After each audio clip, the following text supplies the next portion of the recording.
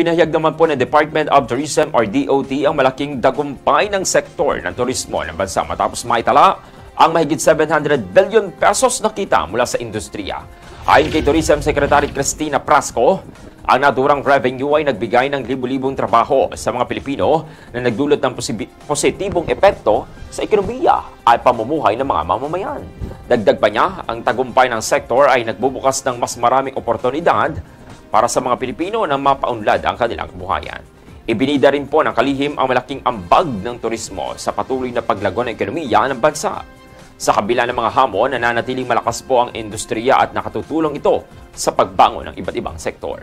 Patuloy naman po ang panawagan ng DOT sa mga Pilipino na tangkilikin ang turismo, hindi lamang upang suportahan ang lokal na ekonomiya, kundi upang palawakin din po ang pagkakakilanlan ng Pilipinas sa pandaigdigang entablado.